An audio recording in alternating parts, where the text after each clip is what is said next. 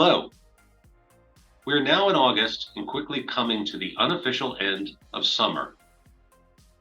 Summer actually does not end until Sunday, September 23rd, but it does feel that the entire world steps away from the relaxing summer mode at the end of August to again focus full time on school, sports, and business.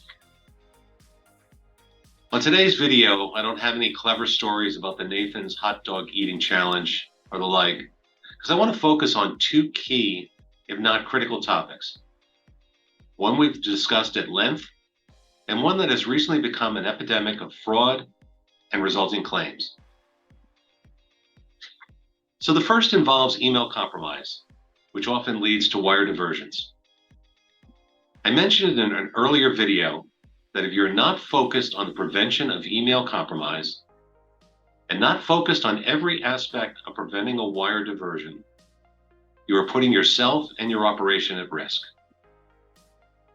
The fraudsters are singularly focused on our industry. And although many of these attempts are being caught by our employees, just one diversion could have devastating impact on an operation. As you are aware, the Fidelity National Financial family of companies offers a multitude of materials and training for you and your staff as to this issue. Our lead online educational platform provides a series of training videos for your use. With regard to suggested best practices as to wire transfers, our sample wire checklist is a great tool to confirm the proper steps are being utilized by your employees for each and every wire transfer. I strongly recommend that if you and your staff follow the step to confirm the information as to the transfer on each and every wire through a known trusted number, that you can prevent a majority of these attempted diversions. Let me say that again. The one step of using a known trusted number to take the information that's been presented to you and to verify it with the individual through that known trusted number can go a long ways to preventing this wire diversion.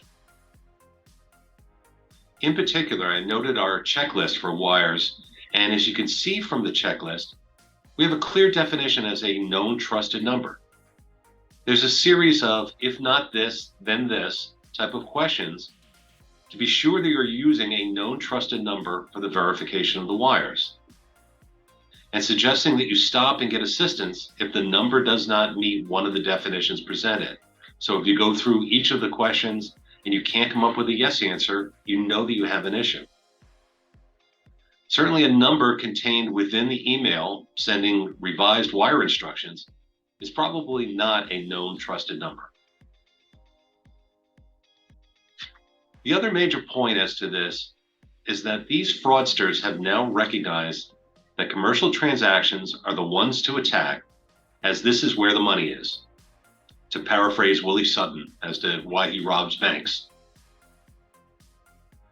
This is because these transactions often involve multiple parties, all possible targets for an email compromise, so as to allow the fraudsters to send incorrect wire instructions. And the actual days or hours before these major closings are often time sensitive and therefore very stressful. This could cause our employees to miss or ignore the proper precautions as to these disbursements. One suggestion in this regard, in an attempt to avoid this frequent practice of waiting until the last minute to get the closing instructions and to get the wire information from the parties of the closing. There's no reason why you cannot obtain this information well prior to the closing date and take away the pressure and the stress on our employees. Certainly the actual numbers will change as the deal gets negotiated, but at least you have confirmed that the funds are definitely going to a party to the transaction or to an appropriate lender. Unfortunately, because of the nature of the parties involved, you can risk offending a party as to your request to independently verify that the wire instructions they sent to you are appropriate, or possibly delay a closing, risking per diem expense and client dissatisfaction. But this will certainly have less of an impact on your operation than a diversion of a $20 million wire. Again, lean on F&F for assistance and training in this regard. We're ready to help.